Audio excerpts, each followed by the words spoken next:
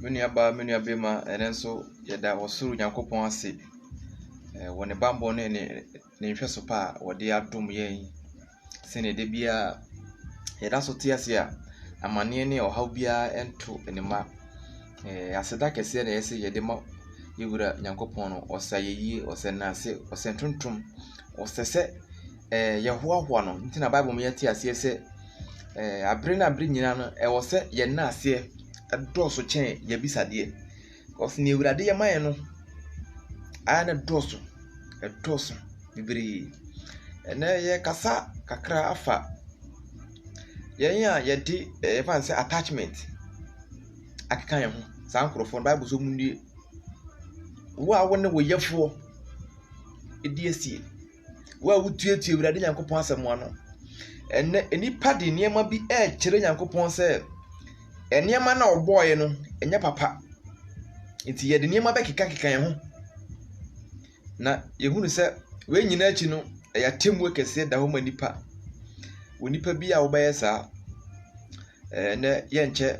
short message ema menua no ne de say me papa ene me maame no ene me wo fa asefo no no mo keka ho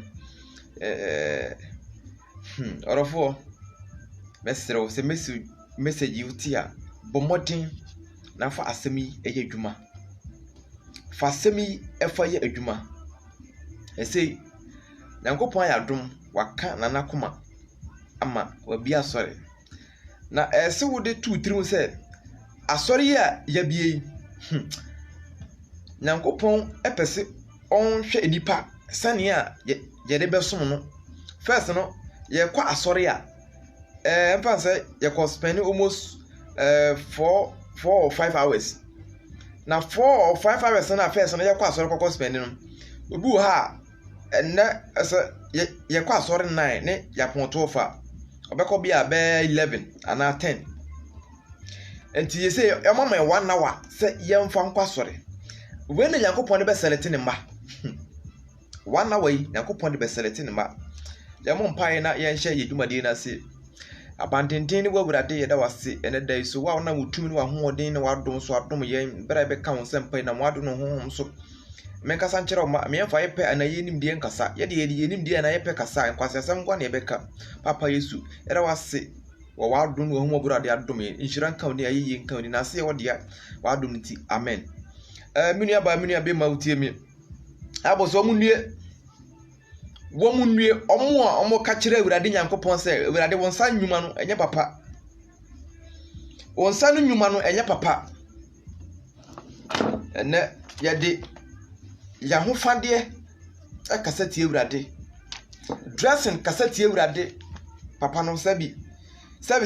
ye mbebere na address na kire wosuru Nyankopon se sabi wonim nyansa ewurade amoye yie enti yan kasa no be fokoti kwan bi so na ya ye senia yan kasa ye pe Bible me yati ase enipa wonne wo ho na wadwene sa wode wo ho dia wode wo ho ne se okwa wo ba obi meso munya wo hwe dia wode wo ho ne se atade apa otimi hye aduane apa otimi di ensu apa otimi nom na opa bia betimi aye e na wode wo ho na da obewu no na be hu se body ekita wi wonne wo ho ya hwe ya sembi wo Genesis chapter 1 the verse number 27 na hona ye hya se efiri Genesis 1:27 o se na Nyankopon bo enipa woni suban so ane Nyankopon suban so na obo won obarima na oba na obo won tie ni o Genesis 1:27 Bible say na Nyankopon bo enipa oba ni bema ana Nyankopon bo moto ho ni suban so ana Nyankopon bo yem se Nyankopon ni suban tie ya hwe se Nyankopon ni suban tie o de wa just imagination check se nyame ni suban tie ni suban tie sen oba ni bema fan se Bible say na de we so unse ni mebu ha o kan Deuteronomy chapter 29 the verse 29 na o se eniema hinta aye ewurade dia nemum emra no de ma se yeni so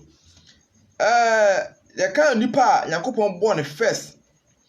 enya mas Adam no born no Adam oba ni bema ana Nyankopɔn ebo wo mo ansa before then say Lilith kokoye bone no ansa oba bebo obeyi or the same Adam afiri we afipadim because on say Nyankopɔn obo Adam and obo Lilith and Adam nye the first wife and or the same Eve enye the first wife no tun so kan ya say obo Genesis 1:27 was said na Nyankopɔn bo nipa woni suban so and Nyankopɔn bo eni suban so na obo obarima no oba na obo nti oba ne barima an Nyankopɔn elbo mu fitiase no ansa akire yi Lilith ekwakwaya bone an o tu free edi ntro nim ekoye ansa oma Adam ada ansa oba beyi or say Eve afri enimu apie enti no saa na ade ne tie because ene oni ma bi wa hinta enti na okan episode John 20:28 na episode 25 no o say enke niema Kristo be nyina no ye tro e wo Bible mu a enya de a enke be ko wiase book bie mu because eniema hinta no e doso chene yehu enipa yedi yeni menu we ehu eniema hinta no doso enti no yanhwe Yasen bi wo Isaiah chapter 45 the verse number 9 yenya ye ni Awurade Nyankopɔn eham ewo ne nsa no nnwuma ho yenhwe yie yesei no bie wiase ne korodofo ensem a ye ka no yesere fa bi ye dwuma fa ensem ni bi ye dwuma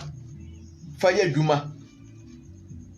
lockdown ba ye wo ho popo usuro se wiase ase ya ne sa efe de mutiti ye no wadwen sansan wachi ebobra wo pe eye ne wo pe time ni ho na Bible say wonim owu a hwese ne ye nate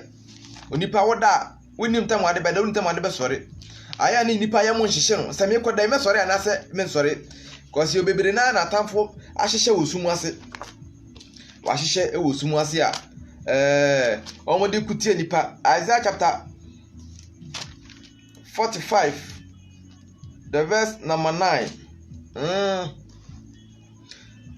Osa hatifi ntworo no osa Awurade nko ni Nyankopɔn de wone ne nwomfo ham tie ne yo de wone ne nwomfo ham aden ne nipa ye pese Awurade oboye no ye ne ham se wo buroni ye ka si ho a menya sure se ka no be sore akoka kire buroni na anase ne oye ne se ada na oye mi sei na nke se odi engine be hye ha na nke se odi tire be hye ha dabi enti se kuku obi onyu kukuo se onyu kukuo ni si ho a kukuo ni ntimi nsore enkoka nkire ne nwomfo ne se ada na wonyo me no ahachi ahekase ahese nanso ye nipa da sani de why because enkon wo yemu etimi ye ne ayepe sane ye ka wone wo kete se wadwene sa wo de wo ho a ene mere bi beba wo se na kuro na chi kuro ne heaven na chire Hades asamando kuro na chi akonkosabo adutufo ayakafo omo nyinie ahono omo nyina we dem omugu tienie Isaiah 45 the verse number now said de wone ne nwomfo ham famu chemfre na onwomfo no nwie tienie o famu chemfre wone onwomfo no omunwie wa wo ya de no wa o fanse o dwen ade ho sa wo beye ene wo so a o ya ade na ba amodi pa na yuso sa nkrofo no munwie cause mo amu ye enku na ba ene mo amu to enku no amodi pa se nipa fa mpom ho sa nkrofo no munwie cause Kristo ni de enye nima bia na sa wo ton ya ka se mo ya ka se nipa ntie anya die be na se Kristo ni ton enhwe komo ntie o enhwe komo obedew enhwe ho hia be komo emfa koye ade ye Awurade ye so bone ade ye tiwade famu chemfre ene wonwomfo no omoye den omunue ose dotie bisa no nwomfo se ore ye den tie ni yo dotie obisa no nwomfo se o ye den ana question obisa da bena ore say obi a kukunwomfo atete dotie se onyu kukuo ana oye bibi atesa na kukuo no asore ka kire ni wura se ade na wo ye mi nanso ye nipa dasani de ye didi Awurade atem Woni ma yede keka ye ho. Wo ye dressing. Besa no bo wura monte so a eye asafim. Okay, Matthew chapter 10, the verse number 30 was said, Mutiri mpo me wurade mi nim ne dodo. Hwe tiri mi weye o. Se ofa scissors na uso mu sei na utwa we kura na. Okura wuntumi nkan. Na se wurade Nyankopon ka kire se, wo tiri mpo onim dodo a ode ma wansa ode wasase wesu. Enti wo bisaw. Bra wo bewu akọ na wo di enwi afra wuti mu. Obi bisaw. Enwi nyido se na me de ma wo we efiri. Enwi am de ma wo na efiri. Me bo wo bae no kala we na me de ma wo. Kala we a wo di fira asase so bae na efiri. Hwe yo, ensem a ye ka mo fa ne sa agoro bi na yedi no. Egusu kasa, enipa tuetue Ewurade asem ano, se ensem a ye ka na nya papa. Rofo, menya stubborn wate. Menya stubborn. Me se menya stubborn. Ade ketua bi a betumi agya ne jai ansa e too late. Wa dwene se nyamsum wo koma mu. O nyamsum wo koma mu, se nyamsum wo koma mu ane wo kwasori a she pant nkwan fa kọ. She boxer nkwan na fa kọ transfer because e wa koma mu na wo sum nyame. Sa asem na okan no, e onu Nyankopon ntamu asem nkwan. Onu na hwe wa koma mu. Wa wankasa wote won woni wa akoma no ni mu. Mark 7:21 say akoma yi akoma emu na dwamansem alefa asem nkwasesem abudisem ene nsam pone yekoso obi ati nyina sa akoma emu na e free dressing de nkahwe brate say hey asofo nhwe yie o asofo nhwe yie asofo ni nim omu nim nsem a yekan so am ka kire members na members no be nya dwensa kire wo ho members no be tie ne ni peka sofo ne ka na sofo ne ka ese omu pe o kon se yakotwe akra enye wura na ewurade wo pe o sebi enye bogla na egu asore dem wo no mo pe o na watwe nipa bebrebe egu asore dem wo kra ba kokoro nya adwensa kire yi hwe members nya omu nyina wi gubutu obi ati ensomade ahihye obi a ona be kire ya me se o de asomde be hye wo ho ona be kire no ono oba no hwe o de tokuro tu hinum se na be hom yafa wano o de tokuro atumu waso o de tokura tum sebi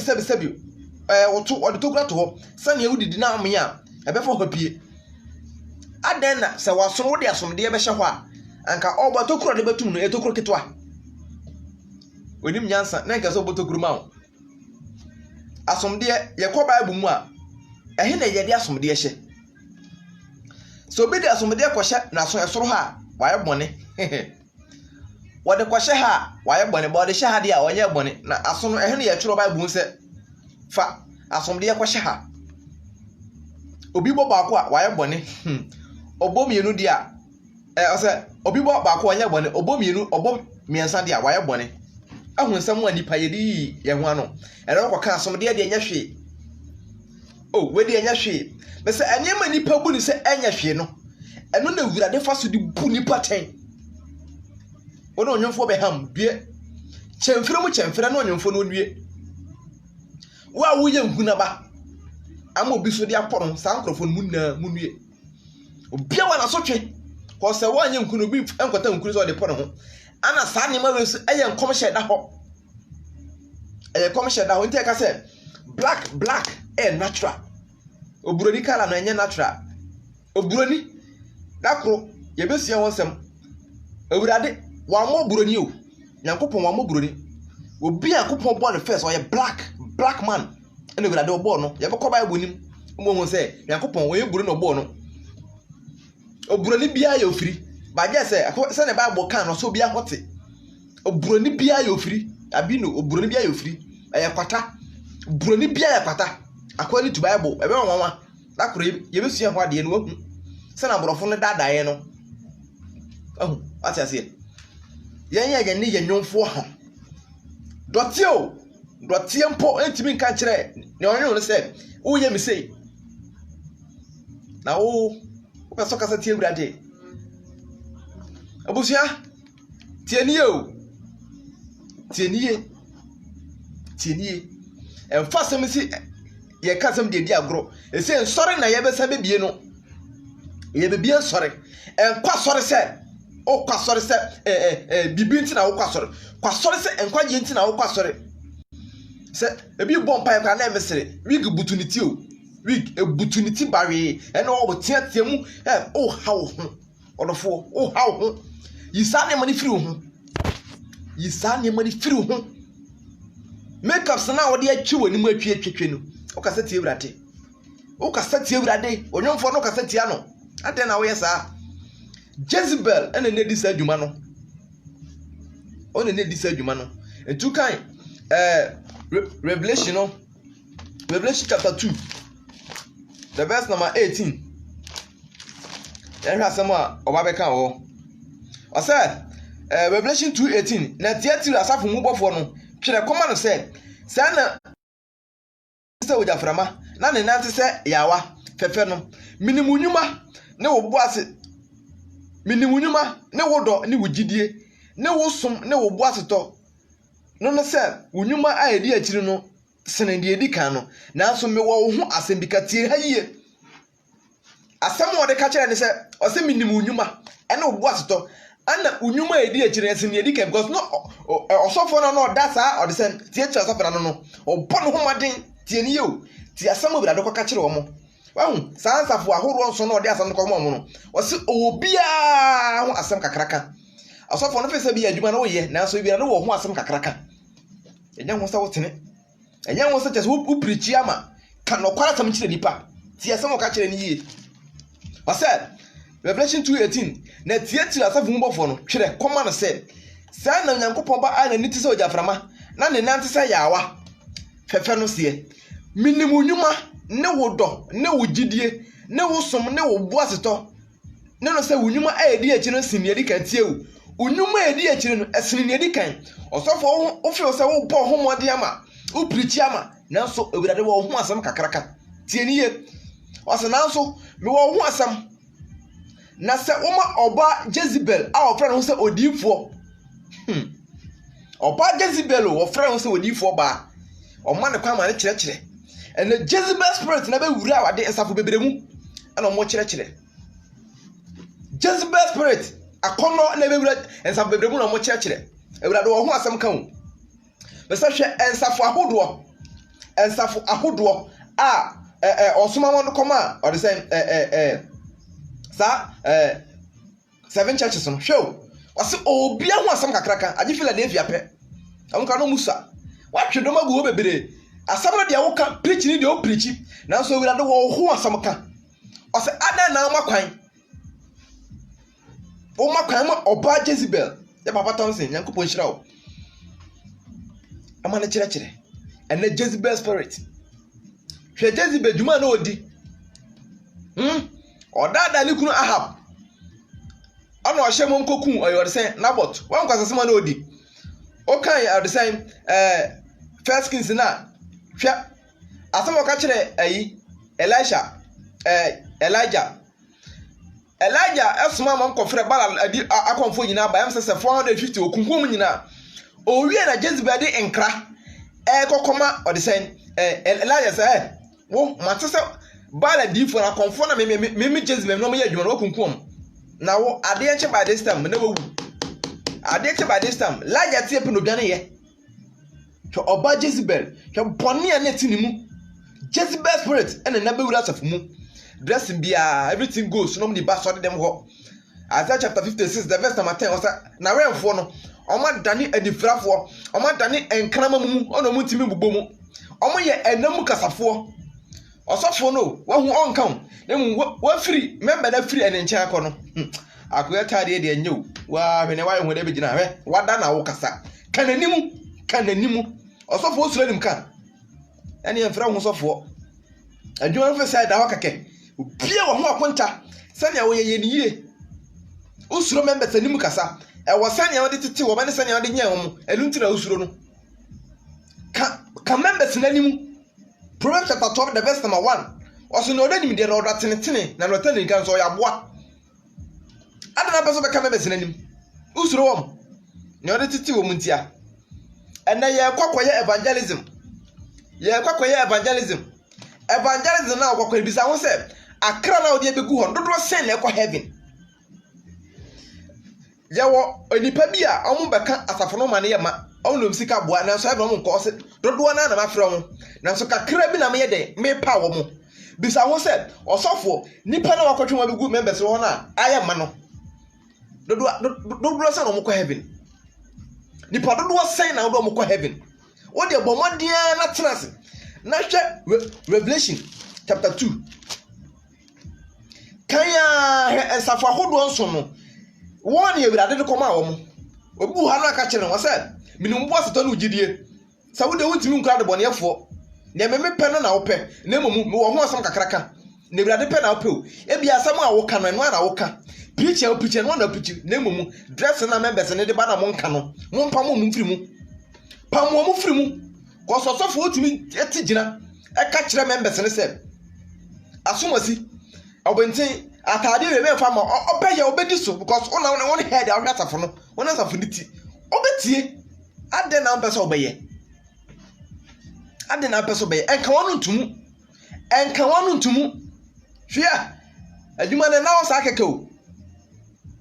tina James chapter 3 verse 1 o se emma mu bebere na anya kyerɛkyerɛfo esa munim sɛ yebenya afubuo kɛse yebenya asotwe kɛse adwuma sa wogi tum sɛ obeye a ye ne yie ana ile adwuma hyɛ wo nsa na wonyɛ so a hwɛ yie ye de hyɛ wo nsa na wonka no kware a hwɛ yie yɛnsuro ni panim o yɛnsuro ni panim hwɛ bebia yɛfiri wo wiase emma dodo akɔntimi from se o pɛ ye ne a wo pɛ bisa ho sɛ wo ba Kristo mu no saa ma na saa fɛre no eni hɔ na utimi frɛ o mu no dodo sɛ na utimi atwema Kristo utimi yɛ adwuma ma bonsam kama wo ba Kristo mu na akra sɛn na utimi atwema Kristo bisa ho sɛ wo wiase no akra sɛn na atwema Satan be 200 wo ba Kristo ma he wo fɛ sɛ wo sa kyerɛ yɛ wawie wo sa kyerɛ wo wie yo wo sa kyerɛ wo wie yo afi na wo bɛyɛ adwuma sɛ wo dua no ngugu ase nsu a edua no bɛsi de anyi sɛ wo kɔtwe akra na bɛtena ɔde sɛ adanum na wa ma na hu sa ne ma we ya ɛfa so bɛ na wo so bɛsɛ asɔfo no bebre na ha members obi wo ha sa ne ma yɛ ka obɛgyai wo ka pa obɛgyai na so asɔfo no nkɔka ana kudi l'argent kudi sika nti ana asɔfo bebre na preach we ya lockdown be aha bebre adenti onyane sika o osofo hweyie afi na yebobo so ba ene menhya da nche hwanhwe asembu o Ezekiel 33 yeti asembu ho osofo unpamu kan kware kire members unpamu kan no kware kire nipa na wo Kristo ni so ade mu hye wivon wo hye wig why or say makeups obesi da akoka kire obi se ne wo je ni jai odi ye mese nyamsom na ye didi agro no ye ni wasotwe da ho a tina Jeremiah chapter 40 the verse number 10 o se no me nka no ye wurade adwuma ni bia adwuma se na wo ye no se na wo ye adwuma no hweyiu Ezekiel chapter 33 o se na wurade asemba me nchense woni paba kasa kire wo man ma na ka kire won se mede nkrante ba asase bi so na asase no so man yi won mu barima bi se wonye won owenfo na ohunu nkrante se ereba asase no so na ohye ntotorbento de bo oman ne kokko na otefo no totorbento hye no na wantie kokkobo no na nkrante no ba befa no kwa ne mogya beguo na tifitie ne ye ti asem ne ye osese me yi oman mu pani bi na sa pani so yi mu obi asofo bi sa ona oman asafo bi no asafo anu bi na on kyerɛkyerɛ na sa on hye totorbento enka nkyerɛ ne man ma sɛ ne amu yei ejewrade achiwade ne mo sɛ ɔka kyerɛ mo na ɔmantie a tie o sɛ ɔmantie asɛm na ɔka ne de a ɛne omumogya bebuo matifi ni mogya ebebuo matifi because bɔne na wodi no enum ɔno bewu okay the verse number 4 Ezekiel 33 the verse number 4 sɛ na ɔtefo no totorbento hye no na wantie kokɔbɔ no na enkrante no ba befa no kwa a ni mogya bebuo na tifi tie o verse 5 ɔte totorbento hye no na wantie kokɔbɔ no ni mogya engu ne so na sɛ krankwa na sɛ ɔwɛmfo no hu enkrante nsa de ba tie o aha ɔwɛmfo no ye ka ɔwɛmfo no hwan ɔwɛmfo no hwan me ne wo mi no ye ɔwɛmfo ɔsɔfo ɔkyerɛkyerɛni evangelist, apostle, and a prophet. Adwuma no yɛ ne sɛ Kristo ni bia so yɛ evangelist. Wotumi nya adagye kɔtena ba bi di obi hu konkonsa. Ne yɛ wurade akyiwade na wo yɛ. Ne mu ade a ɛka sɛ wurade Yakopɔn tam no nyɛ. Adwuma no ne yɛ a yɛka sɛ ɛdan esi wɔ heaven. Ɛdan yɛ for nipa nsa esi wɔ heaven a ɛyɛ den. Ɛdan na esi saa dan no evangelism. Okay, Luke chapter 15, the verse number 7. Ɔsɛ mesɛ mo sɛ saa na ɔde bɔne ani ba akɔsa kyerɛ n'adwen a ɔsoro abɔfoɔ mpempem ɔmani gye wɔ soro na wo deɛ ayakɔtwe akra na ba no na wo de wo nkwasi addressing wadwama mo dressing mo fo sinti dua na mo mo hyɛ saa ntade ntientie du wura sɔre fie mo hwɛ yi o munnim egya ewurade de bɛhye mo a munnim ankama my careful my very careful osofo obenfo awutie mi ti asemi na fa bom kokko Kristo ye beduru bia kasa kire nipa enka wono ntumu asa bisuro asikura nachi Revelation chapter 22 the verse am say 18 ba no asa kura nachi ma me hwe verse ni ye Revelation ɔsɛ hɔ na ahufoɔ ɛna ɔmo nyini nyinaa ɛdɛn ɔmugu ɔkɔka sɛm na kyerɛ obi no wɛde amkɔka yɛbɛdi matem Revelation chapter 22 the verse number 15 ɔsɛ na kuro na kyiri ana akama ne adutufoɔ ne enwamanfoɔ ne awudifoɔ na abosonsomfoɔ ne wɔn a wɔpɛ atoro nyinaa wɔ kuro na kyi o sankrɔfoɔ nyina ɔmo wɔ ɛna wo ka wurade asɛm akyerɛ obi bra bɔne a na wobɔ nti wusuro kɔso wokɔka bi so mo nyinni sakyerɛ wadwen ansa esi na ma empuna wo wani ase na wonyi wo de na akɔyi obi de mesa bra bɔne de obi abobi atwamu enti no ɛnkasa bi a wobɔ obi atwamu enti no wokɔka sɛm na kyerɛ obi fɛre ɛmfɛre Bible sɛ Kristo sɛ ɔsɛ mese mo sɛ no ba fɛre me ene ma asɛmpa ihu no da ne beduru hɔ no me nso so mɛfɛre no ɛwɔ magya ene abɔfo konkro nanim wotimi kɔtena baabi wataade a wokɔtɔyɛ wonu kru ho asɛm wono ɔyere ho asɛm wotimi ka ne kama de wurade ho adanseɛ wotimi bosom ho a wokɔyɛ no wotimi recommend ba obi ɛka kyerɛ ne sɛ mara wadi ɛka mo bosom wadi ɛboa waboa me wotimi di ne ho adanseɛ mo obi tiri nya ɛmo bosom nya kra onya kra wo nanso wo Kristo da bɛn na wetime akodi ne ho adanse akyerɛ obi da bɛn na wakodi Kristo ho adanse akyerɛ obi bisa ho attachment nneɛma wode keka ho abosom nneɛma ɛna odi akyire tie ne yie wɔsa ɔwɛmfo no wɔte nkrante ne sɛ yɛba na wɔte ne wɔamɔ mu kɔkɔ a na sɛ nkrante ne bɛfɔ mu kɔ a tie asɛm wɔka kyerɛ mo ti Kristo ni a wotu wontimi mpirikyi kyerɛ obi wontimi ka wurade asɛm kyerɛ obi wɔhu sɛ obi hyɛ wigi pa wo de ka kyerɛ no obɛgyae wo nyae wo de ka because ɛsɛm a yɛka to gu mframa mu yɛnim sɛ bi de yɛ adwuma ebi so mfa nyɛ adwuma ebi so didi atam ebi keka na mo pɛ nanso ɛnyɛ hɔ ne yɛhwɛ because yɛnim sɛ asɛm na yɛka no even the Christ himself nankasa no owura Yesu nankasa no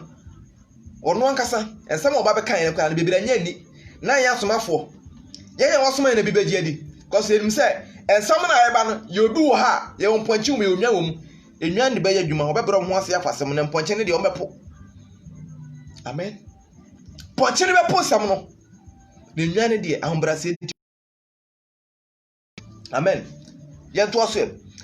verse Ezekiel 33 verse number 7 na sɛ ɔwɛmfo no hunu nkrantɛ ne sɛ ɛreba na wanhyɛ ne abɛn no a mo ɔman no kɔkɔ na nkrantɛ no ba beku wɔn bi a ɔno deɛ na mumu yɛ mu na wafa no kuro na ne mogya deɛ bebisa na ɔwɛmfo no nsɛm tie ha yie sɛ wote awurade asɛm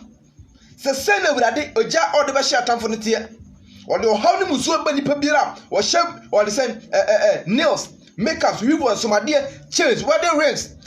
tie nafa bɔ mu kɔkɔ so mo sɛ fira kwanbɔne no ho na sɛ ɔwɛmfo no wote asɛm no na wanka nkyerɛ no ɔse ɔno de obewu na mu yemu otie wani ye obewu waso bɔne na wodi no mu no obewu na so ɔwɛmfo no ne mogya mebisa firi hɔ nto ɔtra hɔ ma fɛre enti ewurade bebi so bi mogya firi hɔ atemu no fese ya keke atemu ni nye keke amen ewurade atemu no nye keke o enye keke tie nie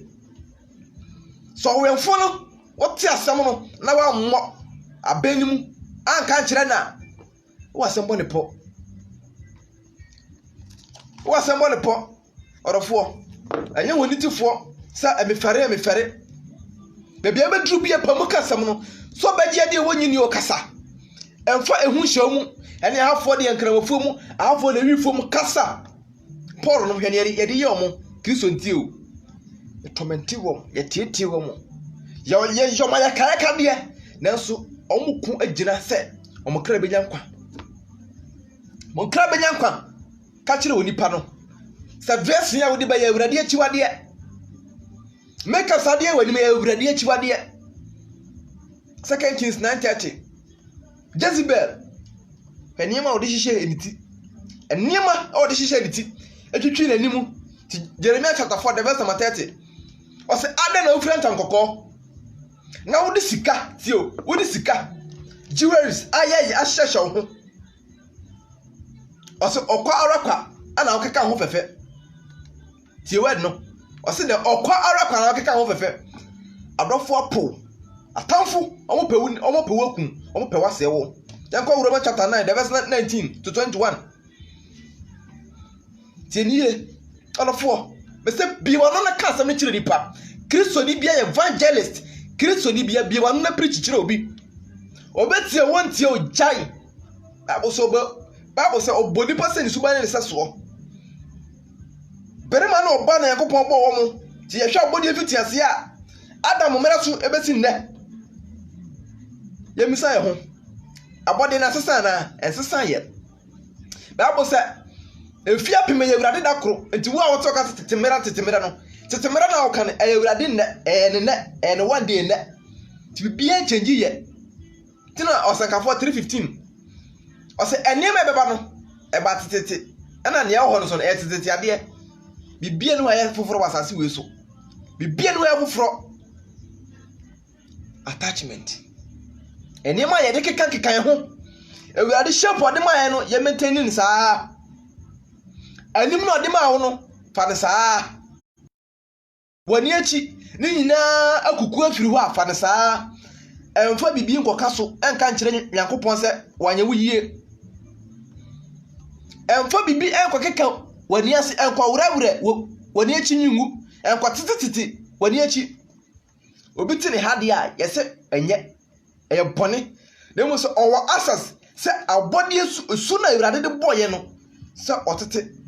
n'animu yɛhwɛ yie Romans chapter 9 verse 19 ɔsɛ Onyankopɔn bufuo ne na humɔborɔ na afei wɔbɛka kyerɛ me sɛ adɛnti na ɔda so nunu enipa na hwan na obetumi ne pɛ a ɔpɛ no adi esie tie wadi yie obetumi ne Nyankopɔn pɛ ɔpɛ no adi esie Nyankopɔn pɛ ɔpɛ no onipa da sani bie ne hɔ because wo yɛ ketewa na wo abɔfo mpo ne etimi nyina enipa timi nyina abɔfo kura ni na Nyankopɔn wɔ so Nyankopɔn na betimi akɔgyina anim tie wadi yie Romans 9:19 ɔsɛ na afei wobɛka kyerɛ me sɛ adɛnti na ɔda so nunu nipa na hwan na obetumi ne pɛ a ɔpɛ no adi esie ɛne wɔ nipa hwan a wotuatua Nyankopɔn asɛm ano me ne yɛ hwan so dɔteɛ ɛnkwa ɛna wɔ mu ɛna ma wɔyɛ nipa ɛnkwa ne firi mu sɛsi yɛ no ano wokɔ ayɛ mframa Nyankopɔn pɛ ɔpɛ no obetumi ne di esie sɛ wotumi ne Nyankopɔn ɛdi esie di a ɔno dɔfoɔ mɛka kyerɛ wo makeup sana wo yɛ di gyae makeups na wo yɛ ni gyae attachment ni gyae na Awurade wo pɛ wo piraw wo pɛ wo kun wo pɛ wo sɛwo hwɛ yie okay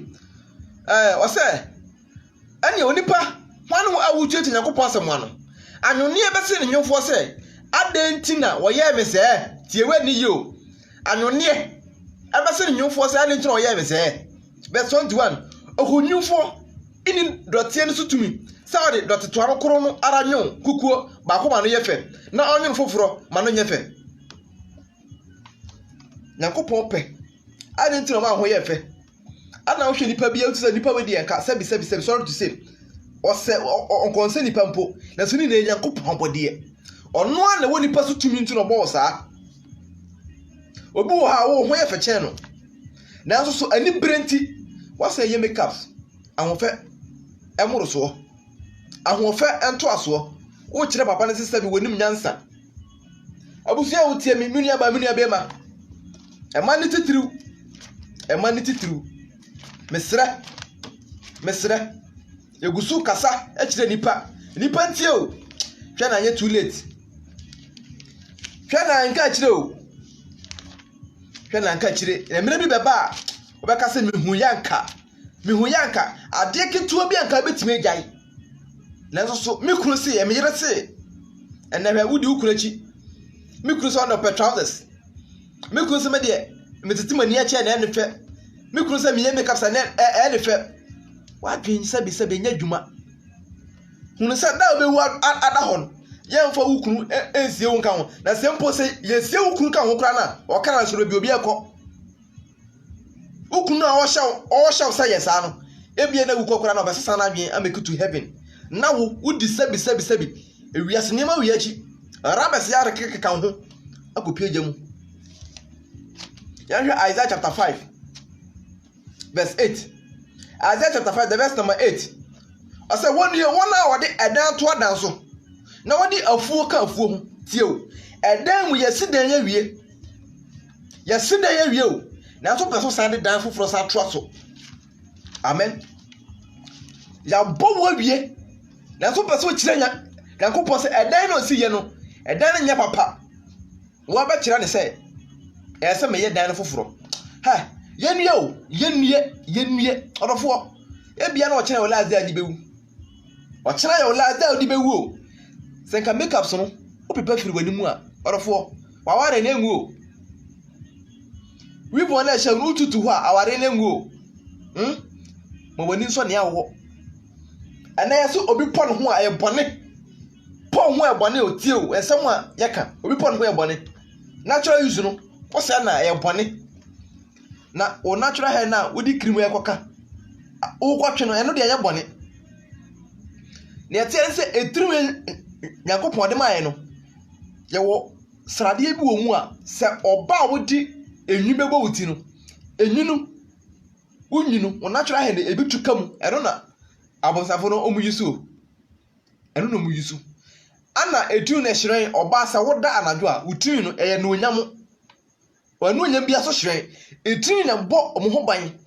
the moment a wodi krimu beka wuti no wadum wanu onyam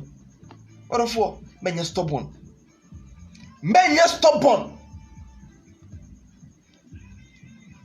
orofo mami papa utie me mesrewo memfa dan to dan so wo no nyumfo ham no firi ne kom ensam ya woti ti na ti ni ye se uwu a da obewu a ya kasa se heaven ho bola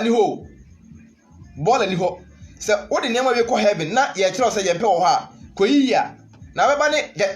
ya to gate ma ahina wo fa se no lipa wote ensa na wo kratie nti the moment a wodi bibi be ka ho wodi aka wo kra no sa na wo kra no so ye hweye mesrewo obuomu ene ahobrase ye kwan so ye be bia nsori te bia na wo mu dada no safiri ho ene ma na wo keka ho no jani nyina na ahofe wurade de ma ho eno anafa ohun ye tan afa ne saa ohun ye tan ya mesefa ne saa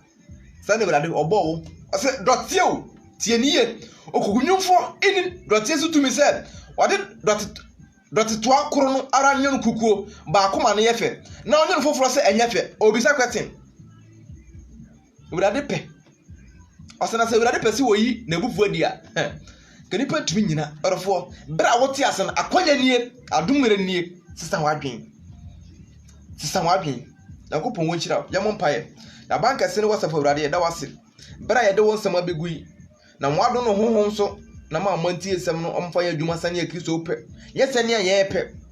enhira nka oni no ayeye nka oni no wa wadom no ho mabura wo de adom ye da wase wadom ntin amen bye bye.